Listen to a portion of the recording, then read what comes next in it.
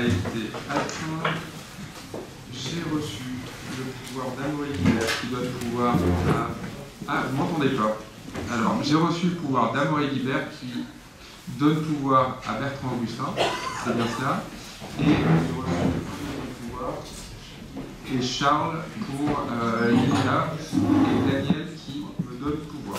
Donc Daniel Masson me donne pouvoir, et Charles et Armel donnent pouvoir à Linda Federico et Lina. Je vous propose que nous attaquions ce conseil municipal avec le premier point de l'ordre du jour qui est l'approbation du procès-verbal du conseil municipal du 14 décembre 2022. Oui, on passe ce point-là, je vous donne la parole, je te donne la parole Edouard. Donc, est-ce qu'il y a des remarques sur ce point numéro 1? Des oppositions, Je crois qu'il y a des coquilles, hein, en le lisant, il y a des morceaux de phrases. Enfin, non, mais c'est à relire par tout le monde, mais je pense qu'il y a des choses où on n'a pas saisi tous les mots, mais c'est...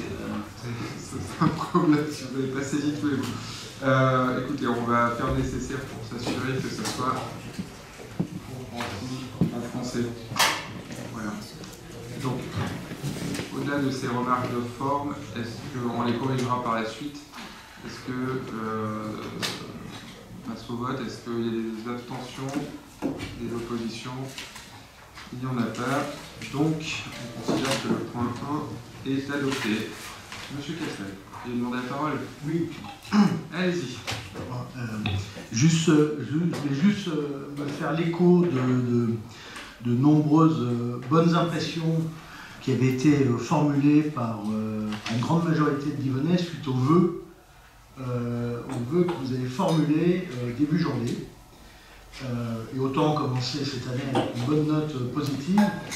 Et j'ai eu nombre, encore une fois, de Divonnais qui ont été fortement impressionnés par le déroulé, aussi bien sur ce qu'on a fait, ce qu'on est en train de faire et ce qu'on va faire avec les perspectives 2023 et derrière, autour de l'articulation de notre programme, qui sont les verbes apaiser, connecter, préserver et surtout rayonner. Certains vous suivent effectivement sur les réseaux sociaux et aussi ont été impressionnés par la qualité des perspectives 2023 en votre rôle de premier vice-président du pôle métropolitain du Genevois français, tous les sujets de mobilité, d'employabilité, de climat, d'énergie, et en tout cas au titre du conseil municipal, en tout cas de la majorité, je voulais partager, et au nom des Divonnais, je voulais partager la fierté qu'on avait d'être représenté par le maire de Divonne dans les instances à la fois locales, régionales et parisiennes aussi, bien entendu. Voilà. Donc je voulais, encore une fois, me faire l'interprète et être fier et vous renouveler notre support. Voilà. Écoutez, merci M. Cassel pour ce mot inattendu. Vous me mettez presque mal à l'aise. Non, mais qui est sincère en tout cas. Parce que je suis pas là pour avoir des éloges. Je suis juste un interprète de la voix de Divonne. Merci en tout cas. On est là pour porter un projet et puis faire en sorte que la vie des Divonnais soit un peu meilleure en 2026, quand on sera à l'offre de rendre les clés de cette collectivité. Voilà. Et j'en profite parce que du coup, j'ai oublié de le faire, de souhaiter la bonne année à toutes et à tous. Parce que je ne suis pas certain d'avoir... Je crois avoir croisé tout le monde depuis le 1er janvier, donc je ne suis pas certain, donc je rectifie cet oubli. En parlant de ville connectée, on a changé le mot de passe. Moi je le dis, parce que voilà, c'est pour ça que ça se connecte pas. Donc je vais, pour des raisons très pratico-pratiques, vous me permettrez de vous donner le mot de passe. Comme ça, on va tout le monde. Ah oui, c'est vrai, j'avais pas... je le marque sur un papier que je fais circuler.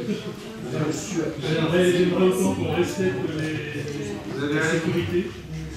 Je trouve un papier, on vous fait passer ça, qui explique les soupirs que j'ai entendus de Carrégone sur l'absence de connexion. On vous fait passer ça, voilà. Je vous propose du coup qu'on passe au point 2 de l'ordre du jour. Au point 2 de l'ordre du jour, qui est le renouvellement ou le prolongement du contrat deux projets avec le chef de projet Petite Ville de demain. Vous le savez, la ville a été lauréate du programme Petite Ville de demain. À ce titre, nous avons pu recruter ce que nous appelons un contrat de projet, un chef de projet en contrat de projet pour animer la démarche Petite Ville de demain. Ce contrat est sur une durée de 18 mois. On arrive à l'issue des 18 mois. Le projet n'a pas avancé, ou en tout cas continue à avancer au-delà des 18 mois. Et il nous est possible de renouveler ce contrat de projet dans les conditions financières qui étaient celles initiales pour une durée de 36 mois. Donc c'est ce que nous vous proposons de faire ce soir, c'est de prolonger le contrat du chef de projet Petite Ville de demain, M. Charles Nicolas, pour les prochains 36 mois, de manière à ce qu'on puisse, après la signature de la convention Petite Ville de demain, que l'on puisse pouvoir mettre en œuvre l'ensemble des actions qui sont prévues dans cette convention. Est-ce qu'il y a des remarques sur ce changement de contrat? Pas de remarques. Donc on considère que l'on peut passer au vote. Donc qui est contre? Qui s'abstient? Donc le point numéro 2 est validé. Ah, monsieur Emery. Ça va pas, je reviens de vote. Je pense que c'est juste la prochaine commission économique, parce que c'est celle-ci qui dépend, je crois. On passe un petit point bilan à date des derniers 6 mois, puis les objectifs. On se doit Je crois qu'on avait, oui, ça sera plus en commission, mais je crois surtout qu'on en avait parlé lors du conseil du mois de décembre ou de novembre sur les éléments de la convention. Donc depuis cette période-là, il ne s'est pas passé grand-chose.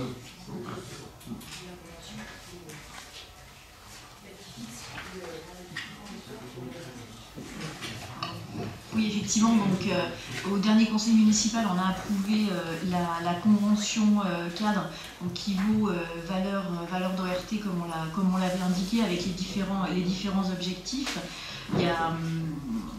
C'est ça en fait qui va être le fil conducteur des actions durant l'année 2023-2024 avec effectivement une hiérarchisation des projets, donc ils ne sont en fait que la traduction du projet politique sur lequel nous avons été élus.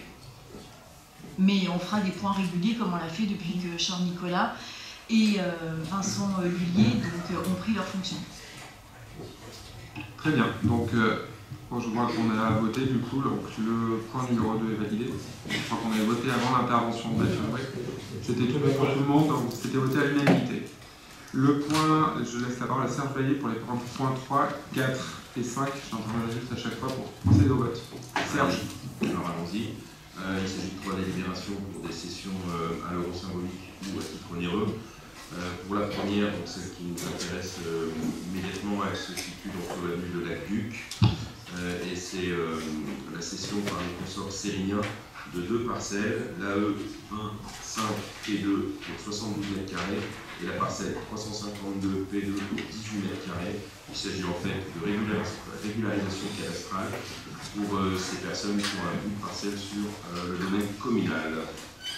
Ensuite, nous avons... On passe au vote. Allez, passons au vote sur celle-là. Est-ce qu'il y a des remarques sur le point 3? Pas de remarques. Si pas de remarques, je propose qu'on passe au vote. Donc qui s'abstient? Qui est contre? Le point 3 est donc validé. Le point 4. Pour une session à l'euro symbolique chemin du Plaisé par les consorts M. Madame Clémence, il s'agit de la parcelle AC31 pour une emprise de 154 m², une régularisation suite à la vente d'une maison. Est-ce qu'il y a des remarques sur cette délibération numéro 4? Pas de remarques. On passe au vote. Donc qui est contre? Qui s'abstient? Personne. Donc le point 4 est validé. Le point 5. Pour une session à titre onéreux par Madame Marie-France Verdier de 3 de ces parcelles vis-à-vis de la commune. Nous étions en discussion depuis déjà plusieurs mois avec cette personne qui souhaitait se défaire de plusieurs de ces parcelles. Nous étions intéressés plus particulièrement par 3 d'entre elles, la F419 pour une superficie de 1500 m² au lieu dit Chanet, la F440 pour une surface de 7520 m² au lieu de Chanet, et la B73 d'une superficie de 2870 m² au lieu de l'Échaud. Ces 3 parcelles vont venir compléter et augmenter le domaine communal de l'unité foncière. Et s'agissant de l'acquisition à titre onéreux de parcelles, la réglementation fixe à 180 000 € pour une consultation du service des domaines. Nous sommes très largement en dessous, ce qui explique que cette discussion n'est pas rentrée dans le cadre des estimations des domaines. Et les services se sont rapprochés de la SAFER pour avoir une estimation par rapport notamment à des ventes qui ont eu lieu sur le Mont Mussy, qui ont donc estimé et valorisé les 3 parcelles achetées à 70 centimes d'euros le mètre carré, ce qui porte donc l'acquisition des 3 parcelles pour une surface de 11 890 mètres carrés à un total de 8 323 euros. Je précise que les transactions ayant eu lieu sur l'année 2022, elles seront impactées sur le budget 2022. Oui, est-ce qu'il y a des remarques du coup sur ces sessions? C'était plutôt une proposition, M. le maire. Je crois que sur ce dernier point, on avait souhaité, en tout cas la commission s'était prononcée pour qu'on intègre ces parcelles au domaine forestier géré par l'ONF pour l'exploitation des bois. D'accord. Bah, du coup, ce qu'on va faire, on en fait l'acquisition et puis après on travaillera avec l'ONF. C'est un point et ça semble évident qu'il faut qu'on l'intègre au domaine géré par l'ONF. D'autant que pour 2 d'entre elles, elles jouent d'autres parcelles communales, donc ça fera un ensemble. On est vraiment, c'est faire du patrimoine foncier, tout simplement. Ce sera, à part l'utilisation du bois, qui ne sera pas forcément très valorisable à terme, vu où c'est situé. Alors, ça dépend de nous et de ce qu'on veut faire en termes d'utilisation du bois. Mais oui, au-delà de l'utilisation du bois. Au-delà de l'utilisation du bois, c'est des parcelles qui n'auront pas d'autre vocation. Ah non, d'accord, non, mais l'utilisation du bois, c'est une façon de valoriser ces parcelles et c'est important sur le territoire communal. Tout à fait.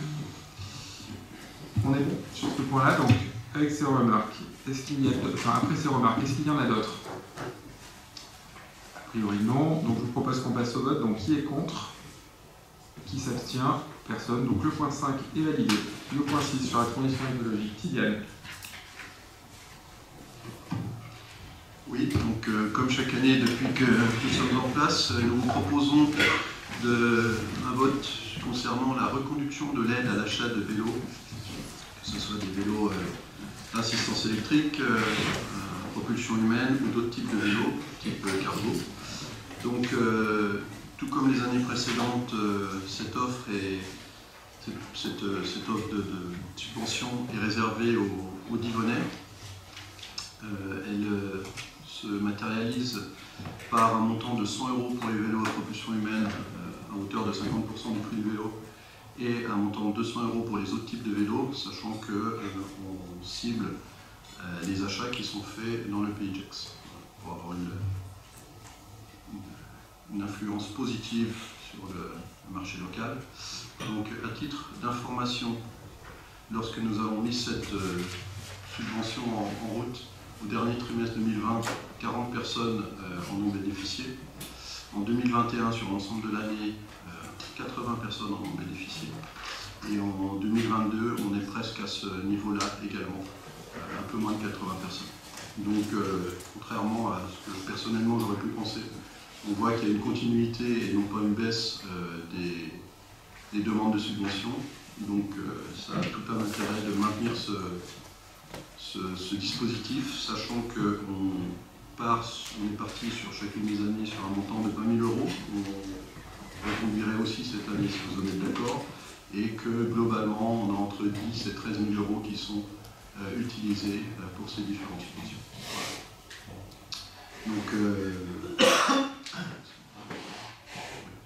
Donc y a-t-il des questions sur ce dispositif? Pas de changement Non, pas de questions, c'est plutôt de constater effectivement que c'est un dispositif qui fonctionne, parce que c'est pas une usine à gaz qui demande des éléments trop compliqués pour l'obtenir, etc. Plus largement, ce qu'on constate, c'est que les Divonnais utilisent de plus en plus le vélo pour se déplacer, notamment pour les déplacements professionnels, donc vers leur lieu de travail. Là où on voudrait mettre l'accent ce soir, c'est évidemment avoir de la visibilité, mais surtout faire un effort supplémentaire sur le développement des voies et des pistes cyclables. On est toujours, voilà, on a cette volonté de favoriser la mobilité douce, notamment l'utilisation de vélo. Le constat, c'est qu'on a été un peu en dessous de ce qu'on espérait, c'est un constat qu'on a fait en commission sur le développement de pistes cyclables, et qu'il y a sans doute beaucoup de choses qui peuvent être faites et qui devront être faites, et notamment, je pense à l'appui de l'audit voirie, dont effectivement, alors j'ai pris connaissance de conclusions lors de vos vœux, monsieur le maire. Ce que j'aimerais bien, c'est qu'on puisse le partager, que ce soit en trémode pour le développement d'un réseau structuré de pistes cyclables, mais aussi en commission de travaux, où on attend toujours cet audit pour pouvoir travailler sur la restauration de notre patrimoine voirie. Oui, donc cet audit, effectivement, est arrivé, le travail du cabinet sur lequel on s'appuie est arrivé à terme. Cet audit va être présenté en commission travaux lors de la prochaine, je pense. Et effectivement, dans les conclusions de cet audit pour des projets à court terme, incluant le développement de voies douces, c'est quelque chose dont on verra le résultat dès 2023. Voilà, donc effectivement, on a tout ce que vous avez dit, j'y souscris largement. Parfait. Moi, je n'ai pas tiré de conclusion, j'ai simplement redonné le cadre politique, qui était de dire, on veut lutter contre les insécurités et l'incivilité routière, et 2, on veut réguler ou organiser le trafic de transit dans la ville. Et en fait, ça passe, et c'est ce qu'on dit depuis très longtemps, par une régulation dans un premier temps de la vitesse et de l'organisation du trafic, d'où ce que j'ai évoqué lors des vœux, le 50 km/h sur les axes dédiés au trafic de transit, 30 km/h sur le reste de la ville et 20 km/h dans le centre-ville. Après, il y a toute une série de sujets qui se déclineront dans le cadre de ce schéma de mobilité durable qui va être présenté, discuté en commission avec les conseillers de quartier, et dont on finalisera une programmation de travaux qui seront faits en 2023, 2024, 2025 et même au-delà, parce que je crois que les travaux que nous avons réalisés demanderont des financements complémentaires à ceux qu'on a déjà prévus dans le cadre de l'engagement financier sur les voiries. Je rappelle, on a pris l'engagement de doubler le budget voirie. On est passé de 600 000 à 1 million d'euros, 1,2 million, pardon. Ça a été alors après, il faut que les budgets soient consommés pour qu'on ait les moyens humains aussi de porter les projets. Donc ça continuera à être discuté. Évidemment, la mobilité douce aura une place, j'allais dire pas prépondérante, mais en tout cas très forte dans le cadre des actions qui seront faites suite à ce schéma de circulation, ce schéma de mobilité, sachant qu'on a déjà des engagements qui sont pris. Le premier, c'est sur la requalification du Montmussy, de l'avenue du Montmussy, parce qu'il est lié au projet de développement sur l'ancien Carrefour Market, et pour lequel la collectivité a été lauréate de subventions 300 000 €, je rappelle, au titre des mobilités actives par la région, d'un PUP, donc le financement de l'opération a été acté, en tout cas a déjà été touché par la collectivité. Et puis un deuxième secteur qui est la rue de la Campe de l'Eau, sur lequel il y a déjà des travaux, des discussions qui ont été faites sur des projets d'aménagement et des finalisations de discussions foncières. Donc ça, c'est 2 sujets qui devraient avancer dans le courant de cette année. En plus du reste. Voilà. Donc je réécouterai vos vœux, j'avais l'impression effectivement que ce n'est plus qu'une conclusion. Donc moi ça me choquait un peu parce qu'effectivement il me semble important que le travail se fasse avant tout en commission, même si c'est votre rôle de mener une ligne politique, et là-dessus je le comprends bien. Sur les éléments techniques, j'ai trouvé ça étrange dans la mesure où on n'avait pas du tout travaillé sur ces éléments de voirie. Là encore, notre point, il est d'accompagner de toute façon je crois qu'on est d'accord sur la volonté de développer la mobilité douce et en particulier de développer des pistes cyclables. Je crois que l'engagement, ce n'est pas 1 km de route réalisé sans pistes cyclables. Ce qu'on constate sur le début de cette mandature, c'est que ce soit la rue de Plan, rue de Villars ou la ville d'Étra, on n'a pas de pistes cyclables identifiées et distantes sur ces 2 chaussées qui ont été réaménagées sur cette première partie de mandat. Donc c'est pour ça qu'on alerte, mais c'est des propos que j'ai déjà tenus en commission, donc on alerte en disant effectivement soyons vigilants, un effort supplémentaire est nécessaire pour développer un réseau cyclable. Je crois qu'on avait même entre nous la discussion de dire est-ce qu'il faut flécher un budget sur cette enveloppe de voirie pour le développement de la mobilité douce. Des discussions, je ne sais pas si c'est souhaitable, mais en tout cas c'est ce qu'on pourrait imaginer aussi pour avoir davantage d'impact sur le développement de ce réseau. On vous fera des propositions dans le cadre du débat budgétaire qu'on aura dans les prochaines commissions. Et c'est un budget voirie, ça sera notamment dans le cadre de la transition écologique et de la transition énergétique. C'est très bien, après il faut qu'on puisse le mettre en œuvre et le réaliser. Aujourd'hui on voit dans l'exécution du budget 2022 que le budget voirie a pas été, ça fait partie des postes les moins consommés. Donc en fait, on a quand même cette nécessité de pouvoir mobiliser l'entreprise, mobiliser les services de la collectivité pour pouvoir réaliser des travaux de voirie et notamment permettre la réalisation d'espaces dédiés aux mobilités douces, que ce soit la mobilité piétonne ou la mobilité. Voilà. Ça m'échappe la sous-utilisation parce qu'il y a quand même un travail important à faire sur la rénovation de notre réseau de voirie. C'est les moyens humains qui manquent pour... En tout cas, la preuve en est que sur le budget 2022, ça fait partie des postes qui ont été les moins consommés. D'accord, parce qu'on constate une dégradation, après c'est pas polémique, c'est quelque chose qu'on partage. Tout comme vous. Et l'insatisfaction qui peut être exprimée ce soir par vous, c'est exactement la même que celle que je fais à mes équipes. Donc c'est une consigne qu'on a donnée au nouveau directeur général des services techniques. Et j'en profite du coup pour vous le présenter. M. Fabien Ruiz qui a rejoint les équipes de la ville. Qui a rejoint les équipes de la ville depuis le 1er janvier. Et il a comme parmi ses nombreuses actions une priorité à avoir sur les questions d'entretien des routes, de travaux sur les routes et du développement et de la mise en œuvre de ce plan mobilité. Voilà. Il a déjà participé à une commission de travaux, il a déjà eu goûté le degré d'insatisfaction, c'est pas de l'insatisfaction, mais de ce qu'on aimerait voir évoluer. Il y a des secteurs où c'est particulièrement regrettable. Donc, Et il était unanime, le degré de... Oui, bien sûr, c'est pour ça qu'on se rejoint. Très bien. Donc, sur cette délibération 6, est-ce qu'il y a d'autres remarques que celles qui ont été formulées? Donc, je vous propose, ça n'a pas l'air d'être le cas. Donc, je vous propose qu'on passe au vote. Donc, qui est contre? Qui s'abstient? Parfait. Donc, le point 6 est validé. La prime continue à exister. Je pense que c'est une très bonne chose. Le point 7, sur les termes.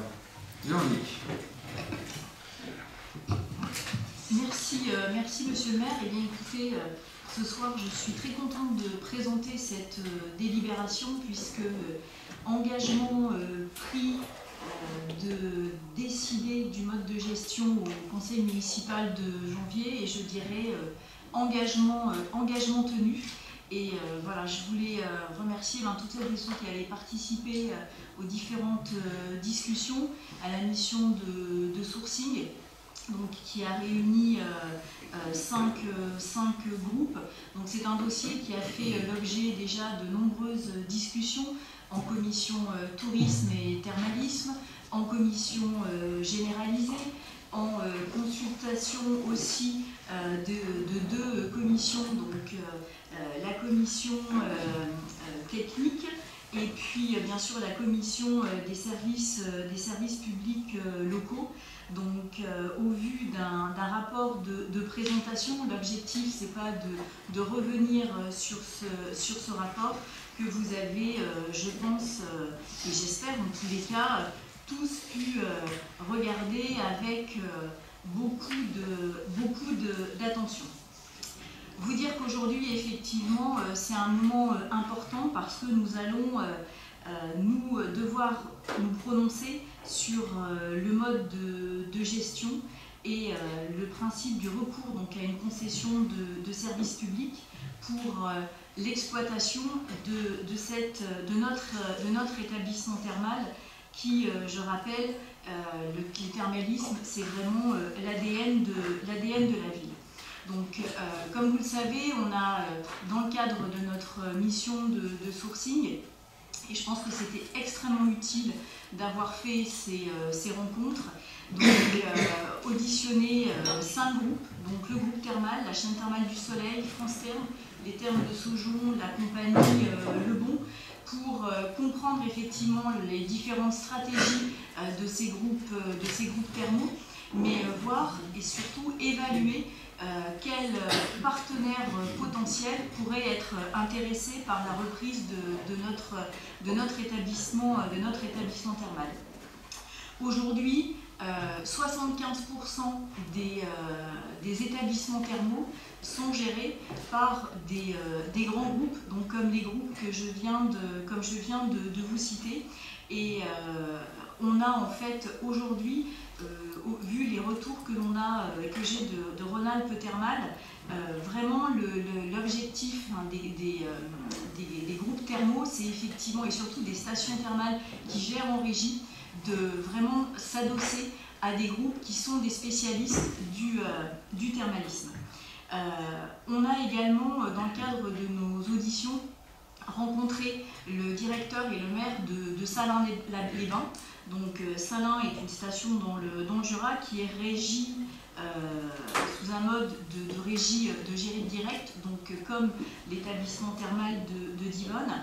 Et ils ont souhaité, donc eu égard à la crise Covid, mais surtout compte tenu de l'augmentation significative en fait, du coût que représente l'établissement thermal pour la commune, donc lancer une concession de service public comme nous. Et ce qui est intéressant dans ces auditions qu'on a eues, c'est de se dire, attention, ne soyons pas trop gourmands dans les conditions que l'on va fixer dans cette concession. Et la preuve en est, aujourd'hui, Salins-les-Bains se retrouve sans gestionnaire. Et je crois que ça, c'est aussi important.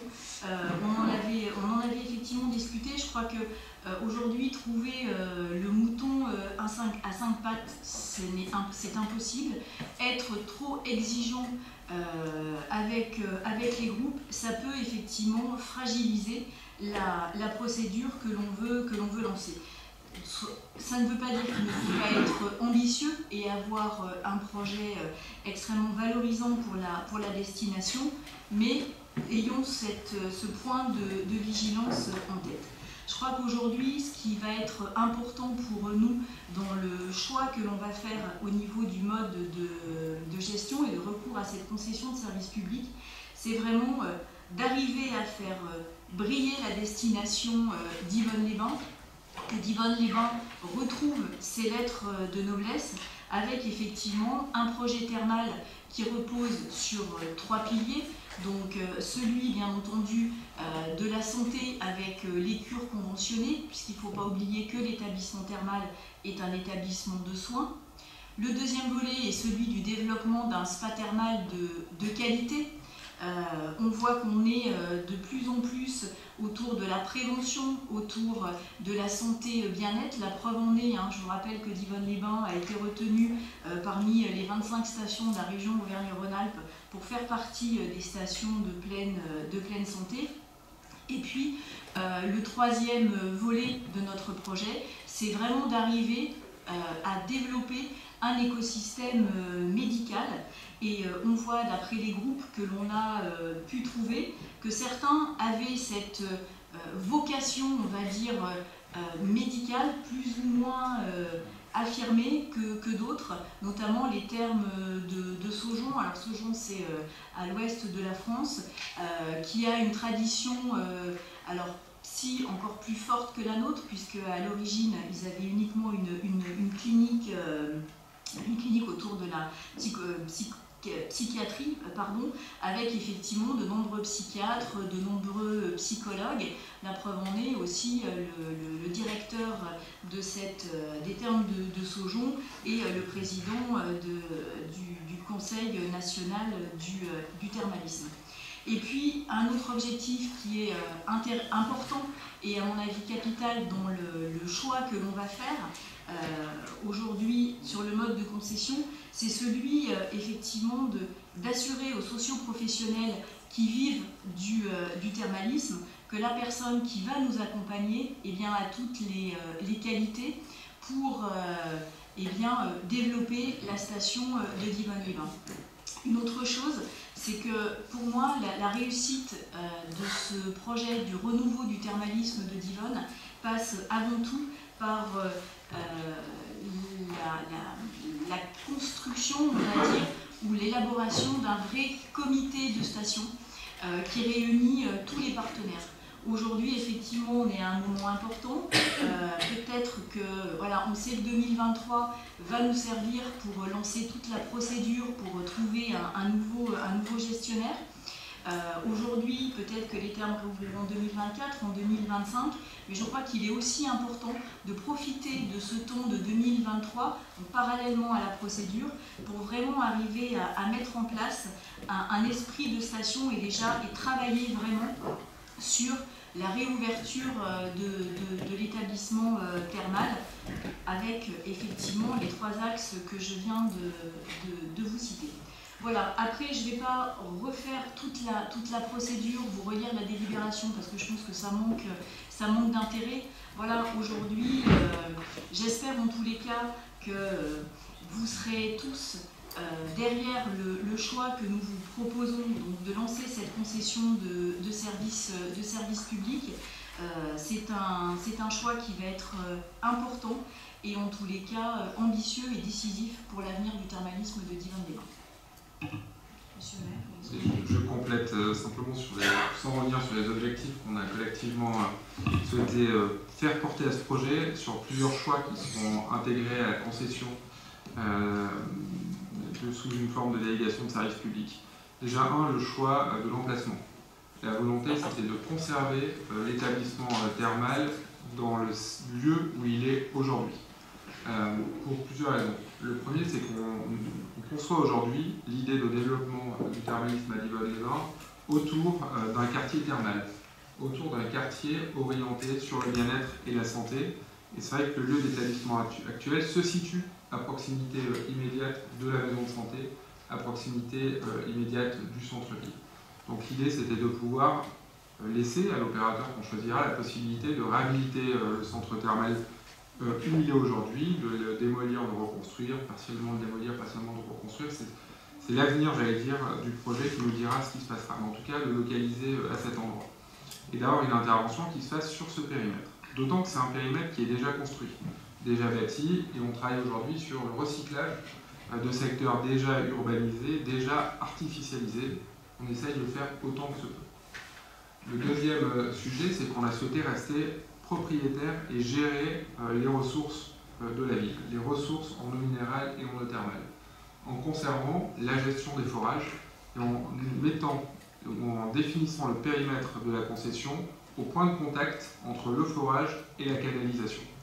Notre volonté, c'est de pouvoir s'assurer que l'eau reste le bien de la ville. Mais vous savez qu'on a un contentieux sur ce sujet déjà avec le porteur de projet qui devait embouteiller l'eau de Divonne-les-Bains. Et puis l'eau fait partie du patrimoine de la ville. Et c'est une richesse pour la ville de Divonne-les-Bains. Et que demain, on ne doit pas hypothéquer que certains de nos partenaires, de nos successeurs, je me rappelle les 30 ans de concession, 5 municipalités, puissent avoir une idée sur la valorisation de l'eau. Ça nécessitera pour nous un contrôle, un investissement, des moyens pour faire en sorte que l'eau soit à qualité constante, que les débits soient assurés et que l'on puisse vraiment surveiller les sources, les deux sources, harmonie et mélodie.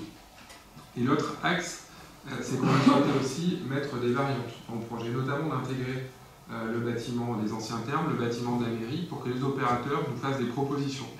C'est un bâtiment, en fait, il y a toute l'histoire des thermes, en fait, dans ces quelques 500 mètres autour de l'établissement thermal actuel, parce que je rappelle, l'ancien établissement thermal, le premier était situé sous le pont qui est maintenant la ville des Thermes. Le deuxième était le lieu où on est aujourd'hui, puis le troisième est celui qu'on connaît. Et le quatrième devrait trouver sa place sur le troisième, si je peux m'exprimer ainsi.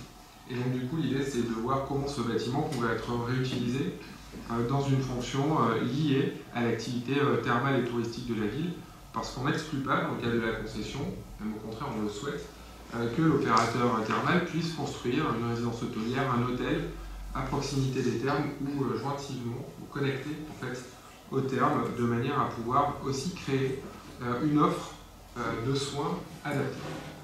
Donc c'est vraiment ces sujets-là qui ont fait l'objet de discussions, l'objet de propositions et l'objet d'arbitrage tout au long des discussions que nous avons pu avoir dans le cadre des différentes commissions, comme l'a évoqué Véronique. Et pourquoi l'idée de la concession? C'est aussi qu'on puisse garder le contrôle sur le gestionnaire.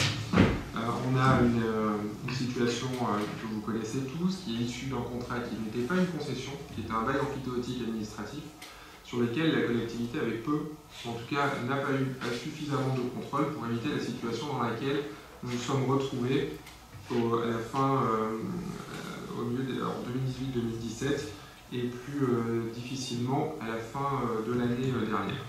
La concession, elle permet un contrôle plus approfondi, elle permet des visites inopinées, elle permet d'avoir un rapport qu'on pourra confronter aussi aux experts que la commune pourra s'adjoindre.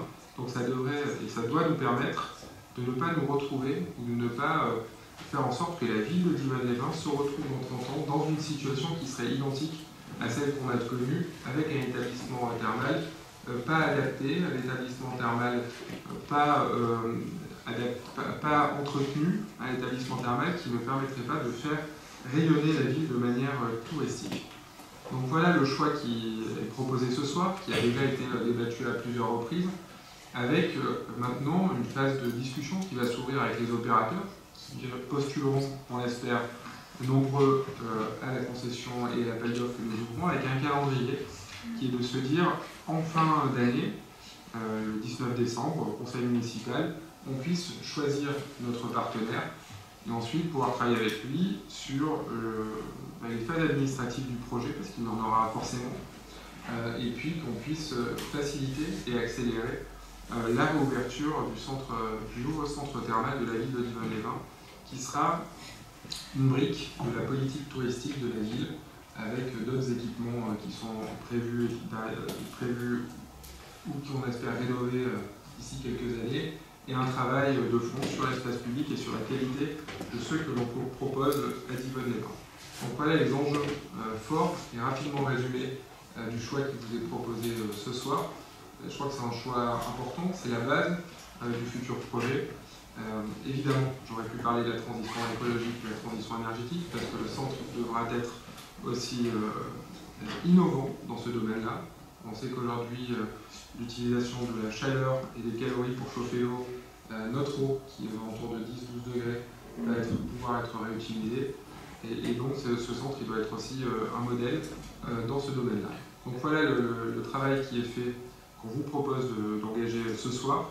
Évidemment, il y aura d'autres étapes dans l'année qui vient, des travaux qui seront menés par les différentes commissions officielles pour suivre la procédure ou des commissions plus thématiques. En tout cas, c'est un projet qui est important pour le renouveau touristique et thermal de la ville. J'imagine que ça appelle un certain nombre de remarques de la part de certains d'entre vous. Qui commence? Mathieu, oui, très bien, donc on va se prononcer en faveur de cette forme de gestion, juste pour rappeler pour tout le monde les trois objectifs qui nous semblent pour nous les plus importants quand on fait ce choix. Le premier, c'est bien sûr, qu'on reste propriétaire de la source, propriétaire du patrimoine de Divonne, c'est-à-dire le foncier bâti.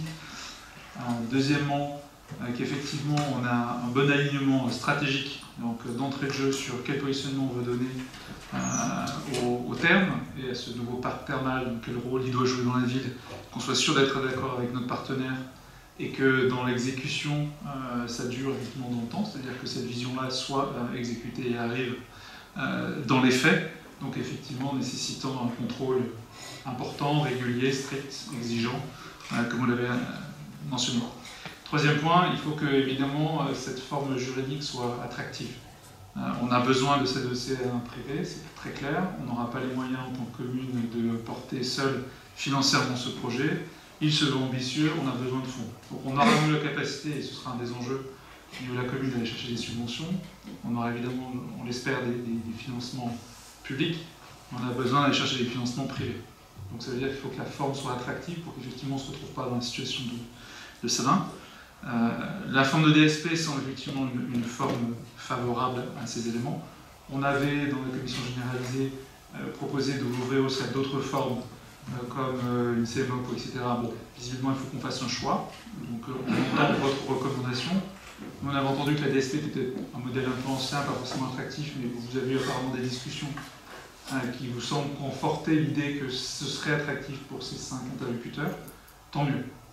Encore une fois, on a tous la même ambition, c'est qu'on trouve un repreneur. Si c'est la forme juridique qui leur semble la plus adaptée, c'est bien. Donc, sur la forme juridique, on est en phase. La prochaine étape, c'est évidemment la constitution du cahier des charges. Aujourd'hui, on a fait une première discussion un peu plus en profondeur avant-hier sur la base du document de la CSPL, je pense qu'il est dans les pièces jointes. En fait, la CCSPL s'est prononcée sur le rapport qui est joint à la délibération du conseil municipal. Donc, on a fait des commentaires pour enrichir avec des propositions le document qui est là, pour approfondir notamment des questions de positionnement, etc. On a noté que ce serait un travail qui allait continuer de discuter. Au passage, on vous remercie d'ailleurs pour effectivement les différents forums de partage sur le sujet, que ce soit mon implication dans les rencontres ou la commission généralisée qui avait une vraie vertu. Donc on peut que vous remercier et espérer que ça continue dans ce sens. Sur le cahier des charges, effectivement, il faut qu'on approfondisse les notions de positionnement, on en a parlé, quel positionnement pour les termes, effectivement, le curseur du bien-être jusque la médicale. Le curseur du positionnement des hébergements, par exemple, le rôle de la restauration, du sport, etc. Ça, c'est des choses qu'il faut qu'on formalise un peu plus. La deuxième partie, vous venez de soulever, on en a parlé hier en transition écologique, c'est vraiment que les termes soient un marqueur de la transition écologique et de l'image qu'on veut donner à la ville. Donc il faut vraiment que ce soit véhiculé fortement dans le cahier des charges, donc un peu plus que ce que ça n'est peut-être aujourd'hui, mais encore une fois, c'est à travailler. Et le troisième point, c'est qu'on se demandait, comme ce cahier des charges vont encore une fois conduire à la définition du projet que vont proposer les partenaires, comment on fait en sorte qu'aussi soit discuté au-delà de notre forum d'élus. Est-ce qu'il y a vocation à le partager aussi, le cahier des charges, avec les conseils de quartier? En gros, comment les citoyens de Divonne se réapproprient la vision que nous on a décidé, que nous on a discuté entre nous, pour que ça corresponde effectivement aux attentes. On ne peut pas exclure les Divonnais de ce choix stratégique, parce que c'est un choix impliquant, parce que c'est un choix qui concernera tous. On a vu à quel point la fermeture avait été appréciée de façon sensible, on va dire. Donc, un projet de réouverture doit nécessairement impliquer une forme de prise de parole et d'écoute de ce que pourrait être le système. Donc, voilà. Après, on peut aussi discuter de comment ça se passe. Est-ce que c'est le conseil de quartier? Est-ce que c'est un référendum? Est-ce que c'est une réunion publique? Voilà. Certainement plusieurs formes. On pense qu'il est important de ne pas aller trop vite, tout en gardant un rythme soutenu. On a l'objectif de fin d'année. Mais cette finalisation du cahier des charges reste le dernier élément critique qui fera la différence. Très bien, on apportera des réponses à l'ensemble de ces questions sur les différentes commissions. Moi, je tiens juste à dire qu'il y a deux invariants. On se rejoint sur quasiment l'ensemble des points. Ça mérite d'être creusé encore dans le détail. On a commencé à avoir ce débat au sein de la CCSPL. C'est la question du calendrier. C'est-à-dire qu'il y a nécessité à trouver le repreneur cette année pour pouvoir ensuite avoir une phase administrative qui, à mon avis, va être relativement longue et lourde. Quand je dis longue, c'est quelques mois, pour obtenir l'ensemble des autorisations, travailler avec l'opérateur sur les questions notamment énergétiques, aller chercher les subventionnements sur ce sujet, si je prends uniquement cette thématique. Et on sait que les travaux ne se feront pas en 2024, et je pense qu'ils pourront débuter en 2025. Je pense qu'il faut être vigilant à la manière dont on va associer la population, notamment à travers les conseils de quartier, au regard aujourd'hui des rapports que la collectivité a avec les conseils de quartier. Je ne vais pas débattre de ça ce soir, parce que je pense qu'on fera un bilan de l'action, et en tout cas des rapports que les conseils de quartier ont avec la ville, dans le bilan qu'on fera au mois de juin, ce sera 2 ans qu'on aura fait les conseils de quartier. Moi je crois, mais je n'ai plus exactement en tête les propos que j'avais tenus lors de la réunion publique qui s'était tenue à l'automne dernier, qu'on reviendrait vers les Divonnais pour les tenir informés des projets qu'on avait et du calendrier qu'on mettait en place pour réouvrir l'établissement thermal. Donc je tiendrai l'engagement qui a été pris. Donc on vous détaillera l'ensemble de ces éléments. Mais il ne faut pas que la concertation, ou en tout cas tout ce qu'on peut mettre en place autour de ce projet, soit de nature à retarder la mise en œuvre du projet. Et je le dis assez ouvertement, il n'y a pas, et je voudrais éviter que ce sujet soit lié à une échéance politique, comme on peut le voir sur d'autres sujets qui sont portés aujourd'hui dans la ville et qui sont des sujets majeurs, qui vont connaître des retardements relativement importants. Je crois que ce sujet il est trop important pour que l'on le mette dans cette situation politique, parce qu'un projet qui n'avancerait pas, ça ferait que dans 10 ans, peut-être, il n'y aurait plus de porteurs de projets, il n'y aurait plus d'appétence pour les groupes thermaux à continuer à porter un projet à Livonie-les-Bains s'ils l'avaient contractualisé avec nous à un moment ou à un autre. Donc c'est pour ça qu'on a aussi cette volonté d'avoir un travail à rythme resserré. Et puis, en ce qui concerne la population divonaise, on a aussi pris l'engagement dans notre campagne, je ne sais plus comment c'était formulé très précisément, et c'était de donner un renouveau au thermalisme à Divonne. Alors, vous allez nous dire, oui, vous avez donné du renouveau, vous avez fermé l'établissement thermal. Je vais le faire avant que vous fassiez, pour moi ça vous évitera de le faire, c'est vrai, je le reconnais. On a aussi continué l'activité qui aurait pu s'arrêter, donc on a permis aussi pendant 27 mois d'avoir une activité thermale. Et surtout, c'était pour nous l'idée de pouvoir développer un projet d'établissement thermal. Il y en avait un qui était sur la table quand on est arrivé en 2020, quand la nouvelle équipe est arrivée en 2020, ce qui préexistait, qui ne nous répondait plus pour des raisons économiques. On en a parlé, on a même pris une décision dans ce sens au conseil municipal. Aujourd'hui, la ligne est la même, c'est d'avoir un projet qui a un projet de développement de cure thermale qui vise à peu près à arriver à 4000 touristes, de développer une économie thermale avec le prévention pleine santé et d'autres produits, je vais paraphraser ce qui a déjà dit Véronique, de pouvoir aussi créer un écosystème de santé, je crois que c'est important, parce qu'un établissement de santé, un établissement thermal, pardon, c'est un établissement de santé et de soins, et puis développer un spa thermal. En gros, c'est prendre ce qu'il y a aujourd'hui dans les fonctions de cet établissement thermal, parce que globalement, quand j'évoque ces sujets-là, c'est déjà des sujets qui sont ou qui étaient dans l'établissement thermal ou qui l'ont été à un moment. C'est leur redonner un peu de dynamisme, retrouver un fonds de curistes qui permettent à l'établissement thermal de conserver sa dimension médicale, et ensuite de proposer une offre complémentaire qui permettra de rayonner à l'échelle de la ville avec les hôteliers, avec tout un écosystème touristique. Alors, en gros, c'est ça l'objectif. Et surtout d'avoir un objectif de curiste raisonné. Parce qu'on doit trouver un équilibre entre accueil de curistes et développement touristique et les différents types de publics touristiques qu'on a sur la ville aujourd'hui et qu'on a demain. Voilà.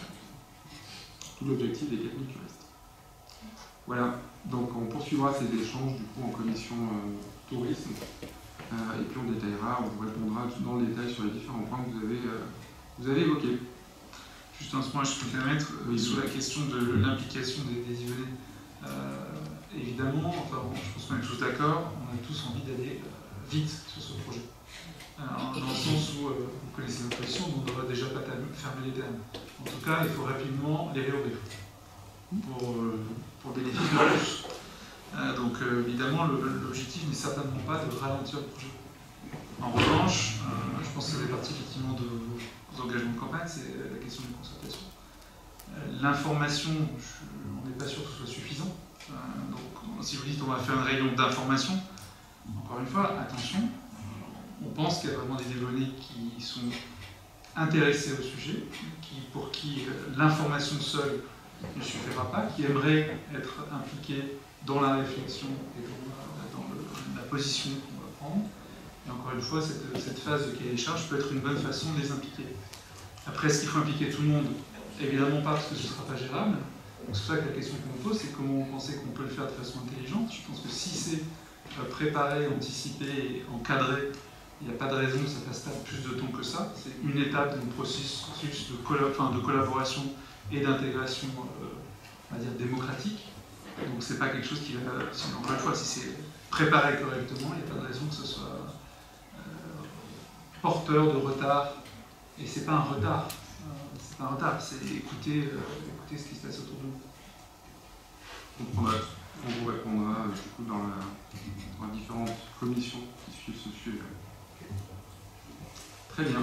Est-ce qu'il y a des remarques? Monsieur Augustin, je rappelle que c'est une intervention par groupe. Hein. Eh ben, je vais parler pour Monsieur Guibert. Ah ben alors, précisez-le. C'est ça, vous avez son pouvoir, j'avais oublié. On vous écoute, que j'imagine qu'il vous a préparé un petit document. Pour une fois que j'ai un petit peu de pouvoir. Allez-y. Un point très spécifique, une demande de M. Guibert qui était de savoir quand vous rendriez public les résultats sur la qualité de l'eau des sources thermales et minérales qui ont été réalisées. Je crois que c'est un engagement que vous aviez pris lors de la réunion publique sur la fermeture des thermes. Je crois qu'il y a eu pas mal d'échanges avec des associations lyonnaises assez actives sur le sujet et qui n'ont pas obtenu ces résultats, à ma connaissance, à l'heure actuelle, à la connaissance d'Amaury, hein, puisque je ne parle pas en mon nom.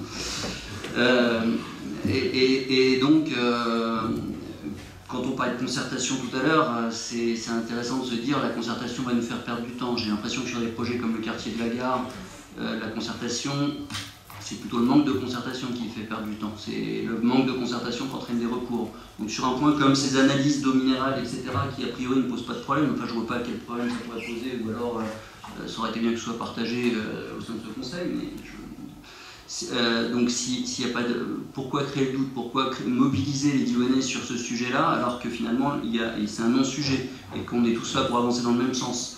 Donc voilà, une date c'est une première chose. Vous aviez pris l'engagement de publier ces résultats sur le site de la mairie. Je crois que c'est toujours pas fait. Je crois que même les demandes qui ont été faites pour les recevoir sous forme papier, etc. n'ont pas été satisfaites non plus. Donc c'est une vraie demande. Très bien. On a écrit à Stop Embouteillage, cette association dont vous parlez. On leur a transmis des éléments et je leur ai même proposé de les rencontrer trimestriellement pour échanger sur ces sujets de qualité d'eau. Et nous sommes en train de récupérer, de mettre en place la plateforme qui permettra tous les mois, dès qu'on reçoit les analyses, de pouvoir publier l'ensemble des analyses sur le site internet de la ville comme une mission DG. Donc, la question, je crois, c'est quand une fois qu'on a les résultats qui nous arrivent sur les rapports 21-22, on les a transmis. On a transmis les apparemment, ils n'étaient pas complets. Les données concernées. Et puis après, sur les éléments qui vont nous arriver à partir de maintenant, on les mettra en place sur le site internet de la ville comme je m'y étais engagé. Donc là encore, c'est un sujet que je porte moins, mais apparemment les rapports transmis n'étaient pas complets. C'est aussi de nature à créer le doute. Je vais vérifier avec... je pense que Stop Embouteillage vous a interpellé, non? En tout cas, pas directement sur ce sujet-là. Okay. Mais on va regarder ce qu'on a reçu comme nous. Donc moi, à ma connaissance, ce qui a été transmis n'était pas complet. Une fois de plus, je n'ai pas forcément le détail final de ce qui a été transmis. Effectivement, vous aviez pris l'engagement que ce soit communiqué. Je pense qu'il ne faut pas attendre qu'on ait bouclé. Si vous me permettez une deuxième intervention, pour le coup à titre personnel, je pense que la protection de la ressource eau minérale dont on parle, qui est une ressource importante, puisque là on part pour s'engager sur quelques dizaines de millions d'euros sur le projet de terme, est un sujet important. Et là encore, suite à la réunion publique, je crois que vous aviez pris l'engagement de faire avancer la DIP. Moi, à titre personnel, pour avoir travaillé dans la mandature précédente sur ce projet-là, et pour le porter avec mes colistiers et vous avoir relancé un certain nombre de fois, on est très en retard sur ce dossier-là et c'est regrettable parce que les mesures qu'on prendrait aujourd'hui sont la protection qu'on aura demain sur l'eau minérale. Donc je ne comprends pas qu'on n'arrive pas à avancer. Peut-être que c'est un problème encore une fois de ressources humaines, mais là encore, hein, on est prêts nous à passer du temps, à passer de l'énergie sur ce sujet-là. Mais c'est un vrai point d'importance, notamment quand on parle de la carrière de Besancy, carrière de Molière, qui est sur la zone de l'impluvium, dedans ou pas, je ne sais pas. Là encore, j'ai l'impression que ce conseil municipal a voté des mesures à prendre en matière de protection de nos nappes d'eau minérale et que ces mesures n'ont pas été appliquées pour le moment. Donc les études que le conseil municipal a souhaitées, j'en ai pas connaissance en tout cas. Sur le sujet de la DIP, vous avez raison, le calendrier a glissé. On a eu une réunion avec l'ARS en fin d'année dernière. Et normalement, on devrait être en mesure de saisir l'hydrogéologue d'État pour accompagner la démarche de DIP Si ça n'a pas déjà été fait, ça devrait pouvoir être fait dans le courant du mois de février, de manière à ce qu'on puisse, dans l'année 2023, statuer sur la DIP et les contraintes liées à la DIP. Il y a un sujet sur la DIP qu'on va devoir échanger, c'est la question de la géothermie. Aujourd'hui, on nous demande d'aller plus en amont sur l'énergie renouvelable, notamment en utilisant la géothermie. Si on décide de contraindre la géothermie dans le cadre de la DIP, il faudra qu'on soit en mesure de l'expliquer et d'être en cohérence avec la volonté de développer des énergies de type propre, entre guillemets. Donc voilà, c'est le seul point, mais ça c'est le point, c'est un arbitrage qu'il faudra rendre. Normalement, les choses devraient avancer. Voilà, ok, géothermie, je pense pas forcément de réponse. Non, mais je devrais préciser, puisqu'on est sur un périmètre limité, c'est pas toute la commune qui est concernée, donc ce serait une zone. Le périmètre remonte quand même jusqu'à Besançon et Gex. Oui, donc, je parle du territoire d'Yvonnet. Donc sur Divonne, on est sur un périmètre limité de la commune, donc ça n'empêchera pas tout développement de la géothermie. Puis il y a d'autres énergies propres ou moins polluantes, à condition que la géothermie soit souhaitable. Il y a d'autres types d'énergies existantes qu'on pourrait souhaiter développer. Oui, mais ce que je veux dire, c'est que les choix qu'on fait aujourd'hui, sur un périmètre restreint, un périmètre élargi, etc., peuvent avoir des conséquences demain sur le développement d'une nouvelle forme d'énergie sur le territoire de notre commune. Simplement, je ne dis pas que c'est bien ou c'est mal, je dis simplement qu'il faudra qu'on soit conscient du choix qu'on fait dans le cadre de la proposition de contraintes réglementaires que l'on met en place. On regarde les développements qui sont portés aujourd'hui, les incitations qui sont faites aujourd'hui au privé ou à des promoteurs bailleurs sociaux dans le cadre de la géothermie. C'est simplement ce que je dis. Et donc on vous fera un point à la prochaine commission finance, parce que c'est la commission finance qui suit ça, parce que je vice-préside et préside la commission finance. Voilà, on est bon sur les remarques là-dessus, sur les termes. Je vous propose du coup qu'on passe au vote, si j'ai bien compris. Cette délibération cruciale, c'est un vote unanime. Enfin, je vous fasse un tour. Non, Amaury, Bertrand, est-ce que Amaury vous a donné une consigne de vote? Oui. Il est pour? On vote, on passe au vote. Allez, on passe au vote. On passe à donc, qui est contre, qui s'abstient? Il est pour? Il ne faut pas que je me prononce sur le vote d'Amaury, il faut que je vote pour lui. Oui. S'il veut voter contre, je vote contre. Bon, alors on passe au vote. Donc, qui est contre?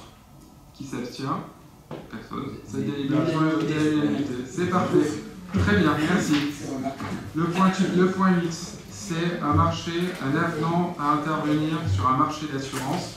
Il s'agit de l'assurance de la commune qui procède au remboursement des salaires versés aux agents en arrêt. Et le choix qu'on vous propose ce soir, c'est un choix qui porte sur l'option dans laquelle il n'y a pas de franchise pour les accidents du travail. C'est un contrat qui est un contrat pour 1 an avec un montant de 74 443,24 € TTC. C'est un dossier qui a été vu en commission d'appel d'offres. Je ne crois pas qu'il y ait de remarques particulières sur ce point-là. Est-ce qu'il y a des remarques? Non. On passe au vote. Donc qui est contre? Qui s'abstient? Personne. Ce point 8 est adopté. Le point 9 sur la compte rendu des décisions. Est-ce qu'il y a des remarques? Pas de remarques? Monsieur Quincampoix.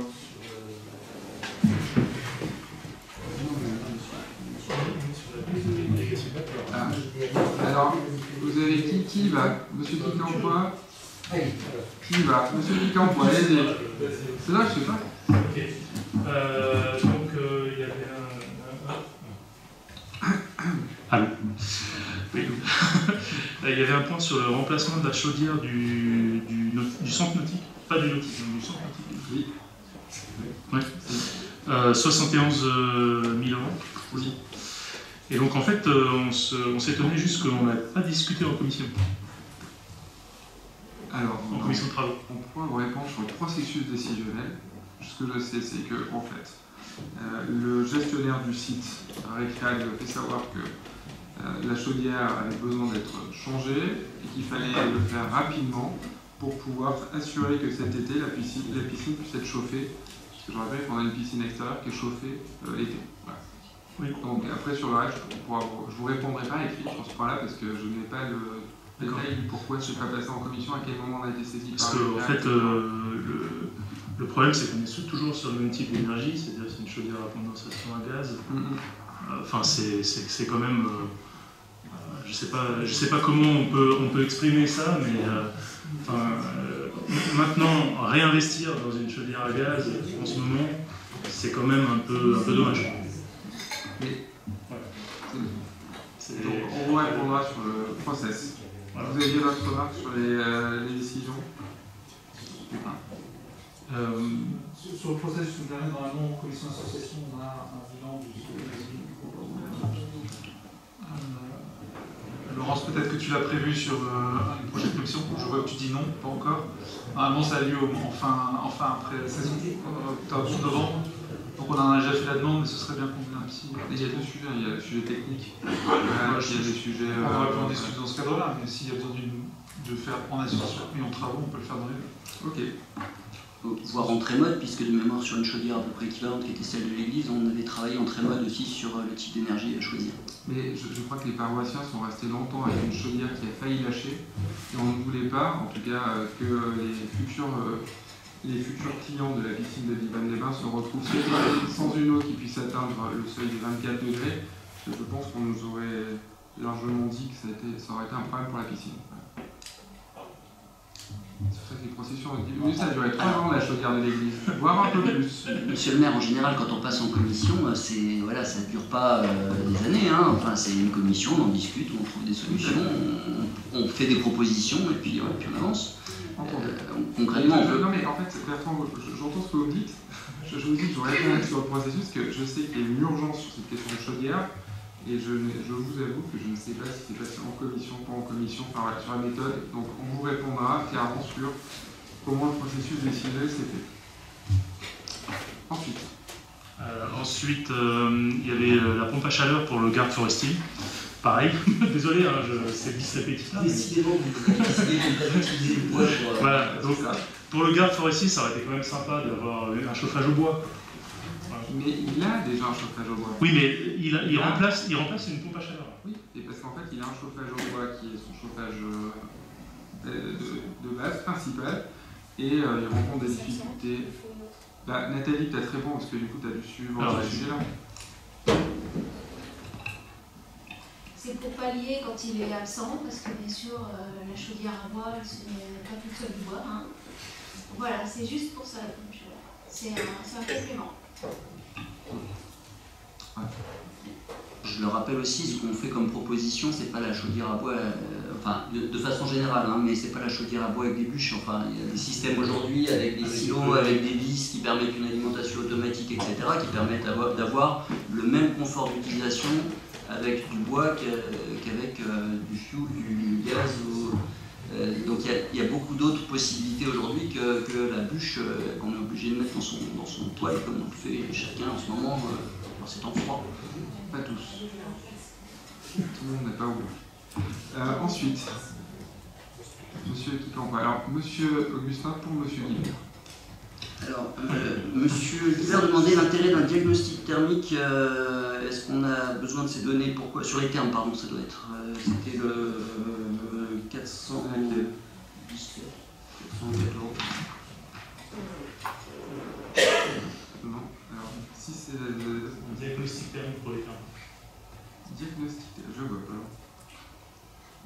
Je regarde, mais ah non, je le vois pas. En fait, je suis en train de chercher. Ça doit être pas loin de l'interphone, mais c'est pas... Non, c'est pas... Je vois pas. Non, mais ça y est. Ah si, offre de service de diagnostic technique du bâtiment des Thermes avec la société Kelly Consult pour c'est diagnostic technique. Hein. Pour un montant de 9 900.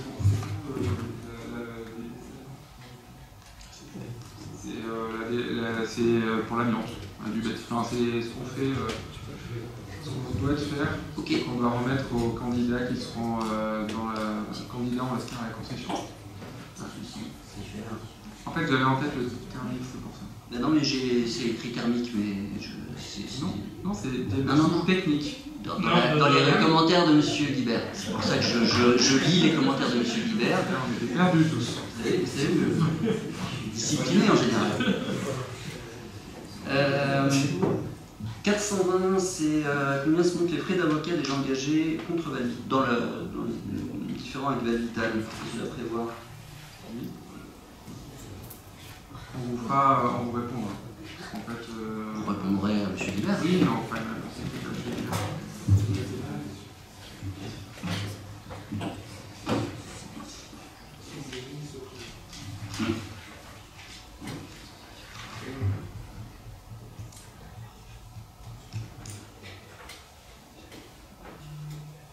C'est tout bon, pour M. Guibert?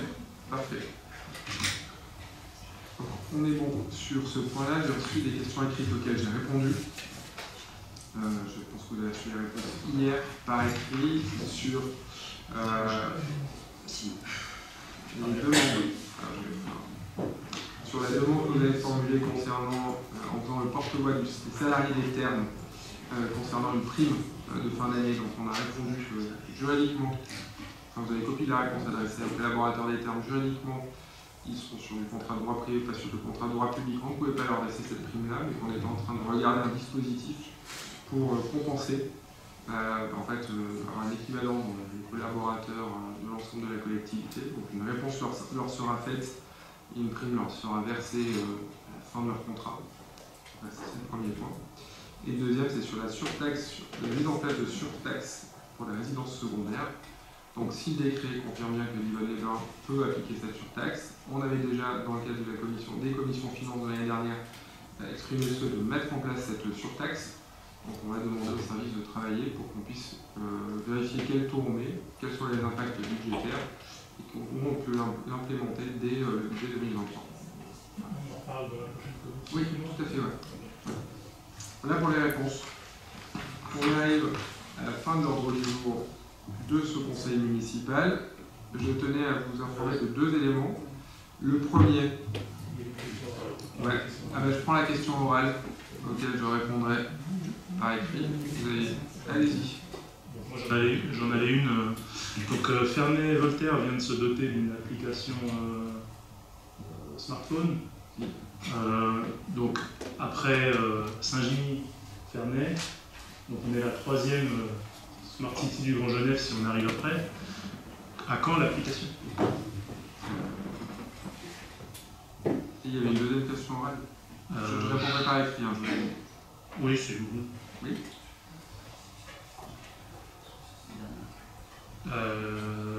Oui. Donc, vous avez... Alors, attendez, je relis mes notes. Désolé.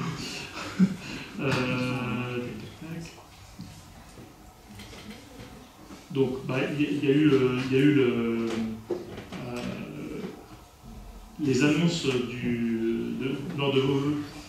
On avait annoncé...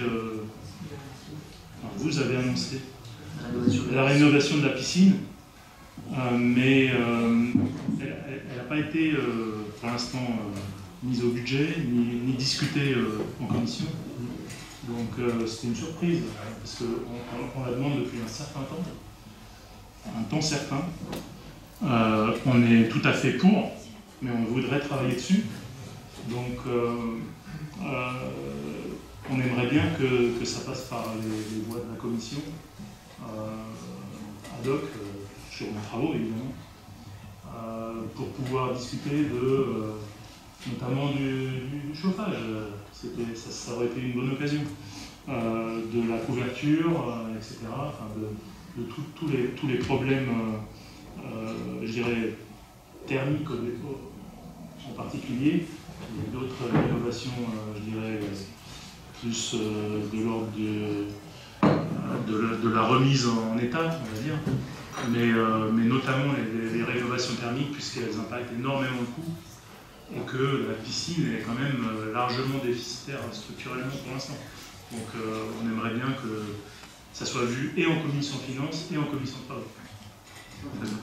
Juste pour apporter de la précision aussi là-dessus par écrit, j'ai simplement dit qu'un budget conséquent serait dédié à la rénovation de la piscine pour l'été 2023. Ça sera entre 350 000 et 400 000 euros qu'on pourrait sécher. Mais comme on n'a pas le PPI, on on ne peut pas suivre. Vous voyez, j'entends. Et après, pour vous donner un avis totalement personnel, mais ça n'engage évidemment personne autour de cette table, c'est que mon avis. Est-ce qu'aujourd'hui, où on parle de transition écologique et de crise énergétique, il est encore utile de chauffer une piscine en plein été? Et de se dire, est-ce que le confort de baignade à 24 ou à 25 ou à 22, il est encore utile quand on demande à tout le monde de faire des efforts? Eh bien, on en discutera en commission. On en discutera en commission. La chaudière n'est pas passée en commission, donc je ne sais pas de quoi, on ne parlera pas de savoir si on chauffe de manière globale.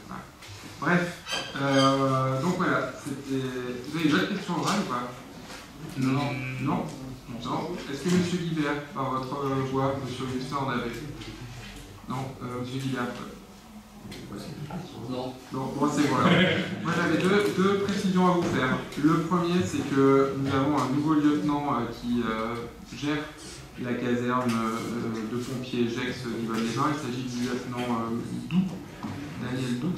On peut dire Doux. Là, il a été installé hier, il est arrivé il y a maintenant depuis le début du mois de janvier, et il va prendre du coup la direction de la caserne de pompiers Gex-Yvonne. On l'assure, bien parce que Véronique, pour le compte du département, moi, pour le compte de la ville, de tout notre soutien et d'accompagnement, de manière à pérenniser deux choses, les moyens humains accordés à la caserne Gex-Yvonne, et c'est un sujet important, de conserver des pompiers professionnels. Ça passe notamment par l'accompagnement sur le logement, c'est le premier point. Et deuxièmement, des moyens matériels aussi, pour permettre aux pompiers d'intervenir sur un territoire qui quand même connaît une croissance de population importante. Donc c'est une très bonne chose que le nouveau lieutenant soit arrivé à installer, et la transition n'a pas été trop longue. Et puis vous rappelez et vous incitez à participer, comme le font les familles d'Yvonne, au défi Zéro Déchet, qui est lancé à partir du 4 février prochain, et qui est lancé à l'initiative des conseils de quartier, qui ont testé cela sur un quartier et qu'on a étendu à toute la ville. Voilà, je vous invite... Je peux réagir sur ce dernier point parce ça n'appelait pas de réaction en fait. Non mais... Et c'est vrai. Est-ce que je peux avoir la parole, monsieur le maire? Ah, ouais, allez-y alors. Ça appelle une réaction. Je voulais féliciter l'initiative de la commission environnement du conseil de quartier de Villars, Flan, Saint-Gilles, qui a d'abord lancé ce défi zéro déchet. Il y a des personnes vraiment motivées et je pense que c'est important de le soutenir. Et je suis très heureux qu'aujourd'hui ce soit généralisé à l'ensemble du territoire communal et que les Guibonnais s'engagent dans l'élimination de tous les déchets. Il y a encore beaucoup de travail à faire, mais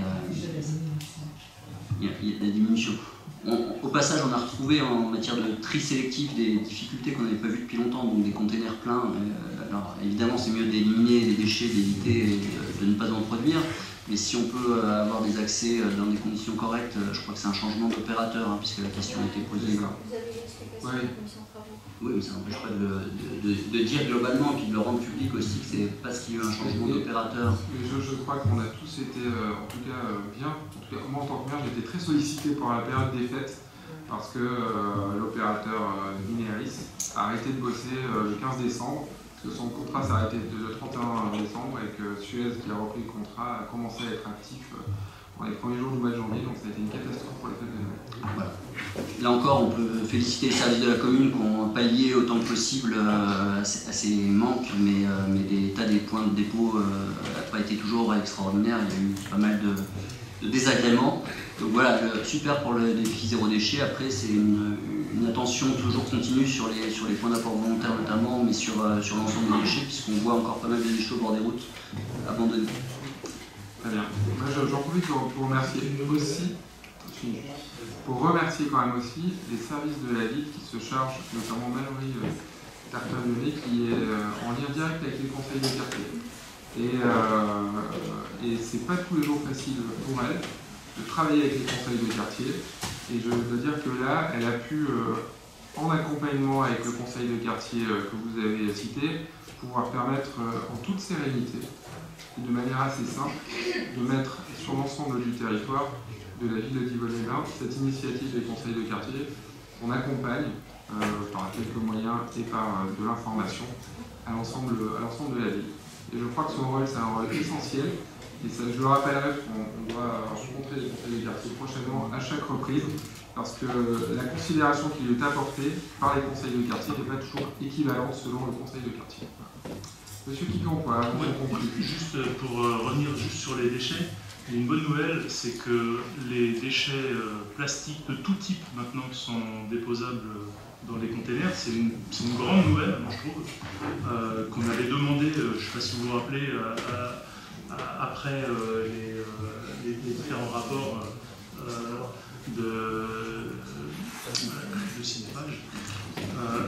Donc, il serait pas mal de refaire une publicité assez forte, parce que les gens ne sont pas au courant. Je sais que, évidemment, les gens peuvent se renseigner, etc. Mais enfin, trop de communication ne tuera pas la bête. Je pense qu'il y a vraiment une grosse communication à faire là-dessus, parce que c'est un gros changement.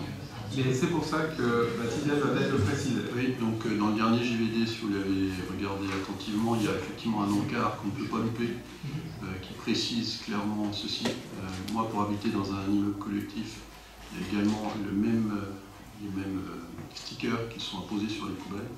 Donc la communication vers l'ensemble de la population est très importante, comme vous l'avez dit, parce que c'est un changement positif. Il faut juste que les gens s'habituent et se l'approprient. Mais la communication ville a été faite en ce sens, et s'il faut qu'on la refasse dans quelques temps, on regardera les éléments, on analysera s'il y a besoin. Alors les stickers, ça dépend pas de la ville, ça dépend de ceux qui gèrent les poubelles. En l'occurrence, moi, mon exemple personnel, oui, ça a été fait sur un grand nombre de poubelles. Voilà. Très bien. Pas de remarques complémentaires, parfait. Ce conseil est terminé. Prochain conseil le 21 février.